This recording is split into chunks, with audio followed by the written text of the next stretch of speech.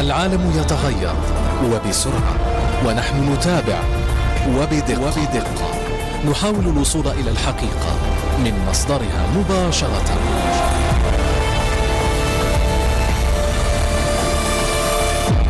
إذاعة الجزائر الدولية، صوتنا في العالم.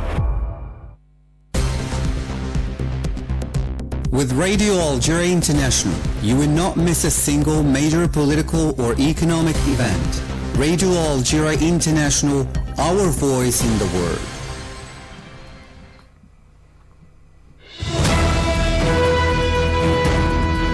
This is the English service of Radio Algeria International. It's time for the news. The President of the Constitutional Court, Leila Aslawi, has received the interim President of the National Independent Election Authority, ANI, Karim Khalfan, accompanied by members of the authority's council, who handed over the official records of the provisional results of the legislative elections held on July the 2nd. The Minister of Posts and Telecommunications, Mr. Sidali Zarrouqi, has taken part in Geneva, Switzerland, in the Global Dialogue on Artificial Intelligence Governance, held under the auspices of the United Nations. 14 Palestinians were arrested during an operation carried out today at dawn by the Israeli occupying forces in a locality of south of the West Bank town of Nablus.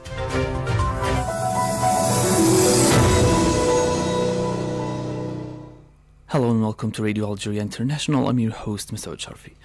The President of the Republic, Mr. Abdelmajid Tebboune, has congratulated Algeria's national high school team after it won first place at the 2026 Pan-African Mathematics Olympiad, PAMO 2026, held in Yamoussoukro, Côte d'Ivoire. In a message posted on his social media account, he congratulated the national education community on the national high school team's African Mathematics Olympiad title, wishing them continued success and excellence. In the same context, the Minister of National Education, Mohamed Saghir Saadawi, received here in Algiers the laureates as well as outstanding students returning from a scientific trip to Belarus. On the occasion, Mrs. Saadawi congratulated Algeria's national team on its historic victory at the PAMO 2026, praising the students' outstanding achievement and reaffirming the state's commitment under President Abdelmajid Tebboune to supporting talented youth. He also welcomed the students returning from a scientific trip to Belarus, encouraging them to build on their experience and continue striving for excellence. The President of the Constitutional Court, Leila Aslawi, has received the interim President of the National Independent Authority or Election Authority, ANI, Karim Khalfan, accompanied by members of the authority's council, who handed over the official records of the provisional results of the legislative elections held on July 2nd. The handover included the vote counting and vote tabulation records for the election in accordance with the legal procedures ahead of the Constitutional Court's proclamation of the final election results, in line with the laws governing the electoral process. Mr. Khalfan said the provisional election results were submitted to the Constitutional Court in accordance with the law, noting that the court has 10 days to examine appeals and announce the final results. As provided by the law, we are today at the headquarters of the Constitutional Court in the presence of members of the National Independent Election Authority, ANI, Council, as well as the President and members of the Constitutional Court. I thank the President of the Court for her welcome. We discussed the electoral process, the number of appeals, and the conduct of the operation in general. As stipulated by law, political parties and independent lists have 48 hours to submit their appeals to the Constitutional Court. The court then has 10 days to rule on these appeals and proclaim the final results of the election of the members of the National People's Assembly. The interim President of the National Independent Election Authority, ANI, Karim Khalfan, has praised the transparency and integrity that marked the July 2nd legislative elections, saying the turnout should encourage political parties and civil society to step up efforts to earn the vote or the voters' trust. Addressing a press conference here in Algiers following the announcement of the provisional results, Mr. Khalfan said the elections turnout reached 21.24% inside the country and 10.75% among the national community abroad. أولاً داخل الوطن. First, within the country, The electoral roll included 23,872,756 registered voters. The number of voters who cast their ballots reached 5,071,020, representing a 21.24% turnout, which has increased compared to the figures announced earlier. For the electoral constituency of the Algerians living abroad, the electoral roll included 854,000 registered voters. A total of 91,810 voters cast their ballots, representing a 10.75% turnout, which has also increased slightly. 75 صعدت بقليل أيضا. He described these results as the real turnout and commended the smooth running of the voting process. Mr. Khalfan announced that the National Liberation Front won 90 seats, 85 inside the country and 5 abroad, while the National Democratic Rally (RND) ranked second with 73 seats, 71 inside the country and 2 abroad, and the Al Mustaqbal or Future Front Party, which captured 59 seats, 57 inside the country and 2 abroad. He said the results should encourage political parties and civil society to strengthen grassroots engagement and earn the voters' trust, stressing that participation depends on convincing citizens as voting is not compulsory. He said ANI had managed to fulfill its mission with neutrality and transparency, ensuring equal treatment of all participants and allowing party observers to monitor the process to safeguard the credibility and integrity of the results. The Minister of Post and Telecommunication, Mr. Sidali Zarruq, has taken part in Geneva, Switzerland, in the Global Dialogue on Artificial Intelligence Governance, held under the auspices of the United Nations. Speaking on the occasion, Mr. Zarruq stressed that artificial intelligence is no longer just a technological issue, but a matter of development and sovereignty, calling for inclusive global governance to see that it serves humanity and sustainable development. AI is no longer a technological subject. It's a matter of development, sovereignty, security, and human progress. For Algeria, AI governance must be shared internationally, responsibly, and anchored in a dialogue, inclusion, and legitimacy. AI carries 2 faces. It can support healthcare, education, agriculture, research, and development, but without inclusive governance, it can deepen inequality, increase dependency, amplify disinformation, and undermine rights. The international community has one responsibility: to guide this technology so that it serves humanity, development, and peace. He warned of growing inequalities in AI, fragmented global efforts, and the lack of effective implementation, calling for stronger international cooperation to serve progress, peace, and human dignity. The current AI governance landscape revealed 3 concerns. First, the widening gap between countries as AI capacity remains concentrated among limited actors. Second, fragmentation of international effort, confirming the United Nations as the most legitimate and inclusive platform. Third, the limitation or limited practical impact of existing effort. Principles are necessary, but without mechanism and measurable progress, they are not sufficient. Our ambition is clear. AI should not divide the world between those who design it and design the future, and those who merely consume it. It must become a shared instrument of progress, sovereignty, peace, and human dignity. The opening of the first edition of the global event was attended by the UN Secretary-General Antonio Guterres, who addressed several issues related to AI governance. In this connection, Mr. Guterres warned that AI is advancing at an unprecedented speed while remaining concentrated in a handful of countries and companies, deepening inequalities and fueling misinformation that undermines truth and trust. Artificial intelligence is advancing at runaway speed. A technology that can reshape economies, transform the world of work, sway elections, and tilt the balance of security is being deployed faster than anyone, including the people building it, can keep up. AI is already transforming our world. The science carries 3 warnings. The first is about speed. The internet took 15 years to reach 1 billion people. AI got there in 2. The second warning is about power. The computing power, the data and the talent behind the most advanced systems are concentrated in a handful of companies and in a handful of countries. Most nations, including many developing countries, have had no say in decisions that will shape their futures. The longer we wait, the harder that concentration sets. When power imbalances are hardwired into technology, inequality becomes part of the code. The third warning is about truth. A machine-enabled lie can now persuade as effectively as the truth, and authentic evidence can be dismissed as fake, further eroding the integrity of our information ecosystem and undermining trust. A society that cannot agree on what is real cannot defend itself.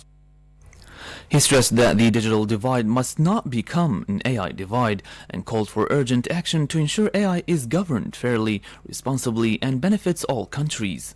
We cannot allow the digital divide to harden into an AI divide, and the AI divide to become a development gap, a security gap, and a sovereignty gap. More than 20 member states have already responded to my invitation and nominated centers to a UN-supported global network for exchange and cooperation on AI capacity building. The network will build on existing initiatives, sharing knowledge, promoting cooperation and expanding access to capacity building, particularly for developing countries. If AI is to be powerful, it must be governed. If AI is to be trusted, those who build it must be accountable. If AI is to be global, it must be fair. And if AI is to serve the future, it must not consume the future. That will require governments to act with urgency. The meeting, which brought together representatives from the more than 100 countries, aims to develop a common international vision for the governance of artificial intelligence. Algeria's participation translates its commitment to promoting a balanced global AI governance framework that supports sustainable development, safeguards state sovereignty, and serves the common interests of the international community. 14 Palestinians were arrested during an operation carried out today at dawn by the Israeli occupying forces in a locality south of the West Bank town of Nablus. More details in this report with Mohammed Khatel. Security sources were quoted by the news agency Wafa as saying that the arrest took place after scores of houses were stormed by the occupying forces who deployed massively in various districts of the locality. According to the Colonization and War Resistance Commission, CWRC, over the past 6 months, more than 11,000 attacks have been carried out by the Israeli soldiers and Jewish settlers against the Palestinian population in several governorates of the West Bank. The head of the Palestinian Commission affirmed that the Israeli occupiers do no longer consider colonialism as a tool of expansion and control of further Palestinian land, but rather a framework of governance allowing for a reshaping of the Palestinian territory on the administrative, legal, and political plans. He stressed that the Israeli schemes were aimed at consolidating the annexation plan, arguing that this year's first 6 months were marked by an unprecedented adoption of bills and government decisions setting occupation as a fundamental issue in the public policies. The Colonization and War Resistance Commission pointed out that in addition to the implementation of structural plans, the creation of outspots, the confiscation of land, the increasing number of demolition orders clearly translate the Israeli authorities' will to reshape the Palestinian geography. Meanwhile, in the Gaza Strip, the situation remained disastrous as the Israeli airstrikes continued to hit various areas of the territory despite the ceasefire that came into force last October. In this connection, the UN warned that the restrictions imposed by the Israeli authorities on the territory, including the closing of access points, continue to undermine the funneling of essential supplies to Gaza. The UN Secretary General spokesman Stefan Dujarric pointed out that only 42% of supplies were unloaded last week, although they have been approved in principle. This came as UNICEF stressed the necessity for the youth of Gaza to receive an adequate food, healthcare, and protection, while recalling that over 60,000 children have so far been killed or wounded. In Syria, 18 people, including 4 policemen, were wounded in a double bomb attack carried out today near the Tourism Ministry's headquarters in Damascus. The news agency Sana said that the 2 bombs exploded while specialized units were preparing to defuse them. It stressed that one of the 2 homemade bombs was planted in a car, while the second was planted in a trash bin, indicating that an inquiry was underway to determine the circumstances of the attack and identify those behind it. The member countries of the North Atlantic Treaty Organization, NATO, are meeting today in Ankara, Turkey, to examine a series of issues, including the EU member states' defense contribution, as well as the situation in Ukraine.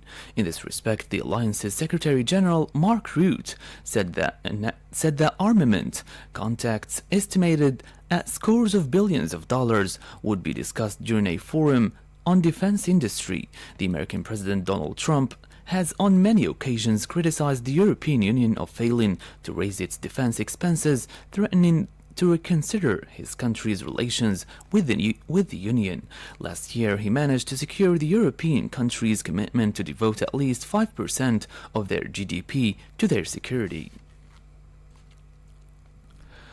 The United Nations Human Rights Council has ordered an urgent investigation into crimes allegedly committed by the Rapid Support Paramilitary Forces (RSF) in the Sudanese city of Al Ubaid. More details in this report with Mohammed Khatel. Al Ubaid, located in North Kordofan state in central Sudan, has been under siege for months by the RSF, which has been fighting the Sudanese army since April 2023. In a resolution adopted unanimously by its 47 members following an urgent debate held on Friday at the request of the United Kingdom, the Human Rights Council expressed its grave concern over the imminent risk of large-scale atrocities facing hundreds of thousands of civilians in Al Ubaid and surrounding areas. Accordingly, the Council entrusted the independent international fact-finding mission for Sudan, set up in 2023, with carrying out an urgent investigation into violations of international humanitarian law and related international crimes allegedly committed. Over the past 3 weeks, the United Nations and several governments have warned of an imminent assault on Al Ubaid, a city of about 500,000 people, hosting nearly 100,000 displaced persons, amid fears of atrocities similar to those reported in Al-Fashir last year. Although the Sudanese army broke a prolonged siege in February last year, the RSF reimposed a blockade through repeated drone attacks targeting the city, its infrastructure, and its main exit routes. In its resolution, the Council condemned drone strikes on civilians and civilian infrastructure in Al Ubaid, including hospitals, warning of civilian casualties and disruptions to essential services amid fears of atrocities similar to those seen in North Darfur last year. Earlier, spokesperson for the Sudanese Doctors Network, Mohammed Faisal, said the RSF had recently intensified drone attacks on Al Ubaid, targeting several vital facilities, including the city's main electricity substation. The attacks caused widespread power outages and negatively affected emergency centers and dialysis units, disrupting medical services for patients. The UN Office for the Coordination of Humanitarian Affairs, OCHA, has said that the escalating clashes in South Kivu province in the Democratic Republic of the Congo, DRC, have triggered a new wave of displacement and restricted humanitarian access. In a statement, OCHA said the escalation had displaced at least 6,000 people in Wagna territory, disrupted supply routes, and citing local health authorities, reported more than 1,560 confirmed Ebola cases in Ituri, North Kivu, and South Kivu, with Ituri remaining the main epicenter of the outbreak. OCHA renewed its call on all parties to respect international humanitarian law, protect civilians and civilian infrastructure, and ensure the safe, rapid, and unhindered delivery of humanitarian assistance to all those in need. It is worth noting that the 2026 Humanitarian Response Plan for DRC has received just under 54% of the required funding, with $752 million secured out of the $1.4 billion requested. You have been listening to Radio Algeria International. Stay tuned.